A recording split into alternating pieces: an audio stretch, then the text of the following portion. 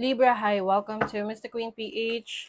At ito ang inyong weekly reading for June 24 to 30, 2024. So if you are interested in private readings, meron tayong link sa description at sa pinned comment. Pakicheck nyo na lang yung link kung gusto niya mag-book for a private reading. So let's see, Libra. What's coming to you? Energy update June 24 to 30, 2024. Libra.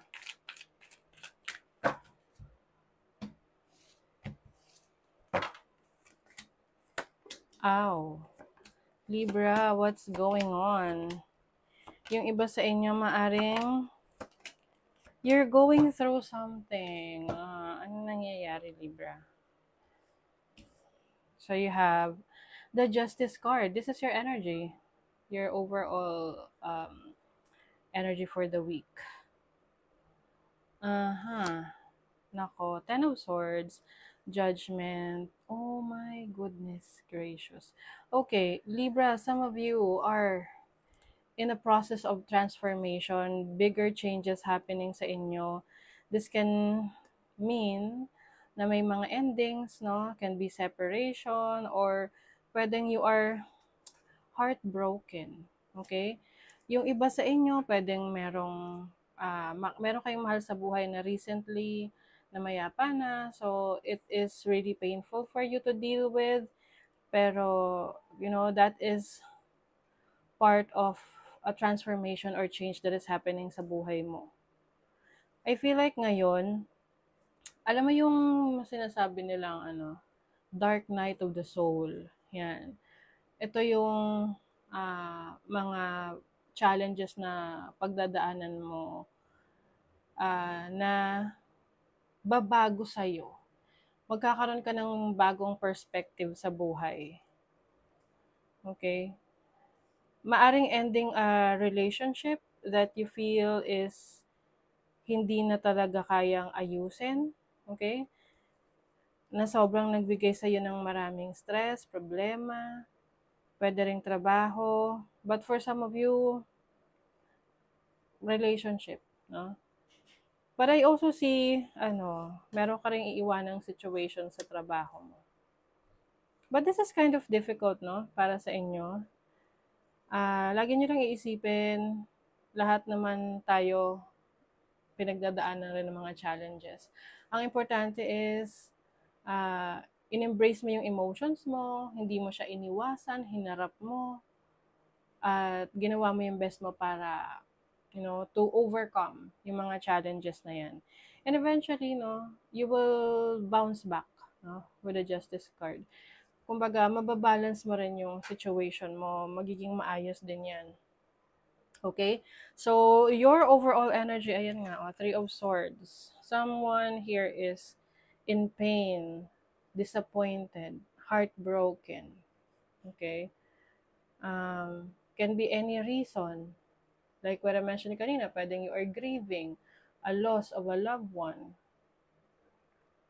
or may separation, or merong opportunity sa'yo na nawala, no?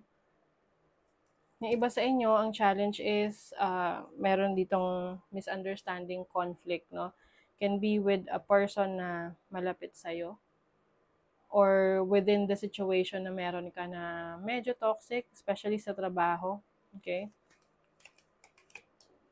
But your opportunity is the Queen of Wands, which is to be free, to be out of your comfort zone, no? To explore. So meron kang opportunity ngayon to explore, discover more about yourself, and gain back yung confidence mo. So your blessing is the Two of Cups. Some of you, kung kayo ay nanggaling sa isang relationship na very toxic or hindi naging maganda yung separation ninyo, I feel like ang blessing sa inyo is ililid kayo sa taong mamahalin kayo ng totoo, no? This is like a soulmate energy that yun yung ibibigay sa inyo ni God. Kasi, paano nga naman darating yung person na para sa'yo kung nasa maling tao ka, di ba? Oo. So, may mga ganun. Kailangan mo talagang pagdaanan yan. Paano dadating ang magandang opportunity sa trabaho, sa career, kung nasa maling kumpanya or career ka, 'di ba? So for your money, career, finances, you have the Magician, Page of Wands, and the Eight of Cups. I feel like ngayon, maglalakas loob ka na mag-explore sa nagamit yung talento mo. You feel like, okay, you're working pero walang satisfaction, walang fulfillment. So with the Page of Wands, you are going on an adventure. So pwedeng magte-take ka ng risk dito dahil mas kilala mo na yung sarili mo sa mga kaya mong gawin. Parang na-discover mo na, uy, I can make money pala. Kaya ko palang kumita ng pera sa ganitong pamamaraan na gamit lang ang aking boses, kumakanta, 'di ba? Or nagawa ng content sa YouTube, mga ganun. So, can be any talent na meron ka na you are focusing on that right now and you are living a situation sa workplace na sa tingin mo tapos na yung chapter na yun for you. It's time for you to grow and, step out of your comfort zone. So, sa relationship naman, you have the Three of Wands, the Five of Pentacles, and the Seven of Wands. So, yung iba sa inyo, pwedeng you are, meron kayong long distance relationship, no? So, yung mga may ka-LDR dyan, na you tried to work things out with your person, kaya lang maaring itong person mo, siya na yung umiiwas. Siya na yung parang naglalagay ng wall between the two of you. I feel like isa ito sa dahilan kaya ka feeling feeling disappointed. Parang you're trying to reach out with this person. Ano nang balak, ganyan. Ano nang future, ano na yung plans, pero parang itong person na to, pwedeng siya ay confused rin sa ngayon. Pakiramdam niya, maaring sa tingin niya, hindi ka na niya nakikita as future. 'Di ba? So, syempre bakit naman natin pagsisiksikan ng ating mga sarili sa mga taong ayaw na sa atin? 'Di ba? So, that can be very devastating para sa iba. But, like what I mentioned kanina, maybe that's the reason why nangyayari yan is because ililid ka sa tamang tao para sa'yo. Someone who will really love you, care for you, adore you. 'Di ba? Meron kang short journey, maiksing paglalakbay. News is on the way. Kung meron kang hinihintay na balita, marireceive mo na yan. Things will not always be this way. A change is coming. Ito na. Ito na sinasabi ko sa inyo. May metamorphosis. Ikaw ay magiging butterfly na. Vacation. Okay. So, yung iba sa inyo, short trip, short vacation. Meron ding new job, new career coming in. Wow, ganda niyan. Dealings or relationship with a younger man. So, maaring merong significant na person sa buhay mo na makikilala ka or makaka-deal ka this week na pwedeng ito ay magsiserve as an inspiration with you or pwedeng ito rin yung reason kaya parang devastated ka or disappointed ka. Maaring the person that you're dealing with is medyo immature sa relationship ninyo.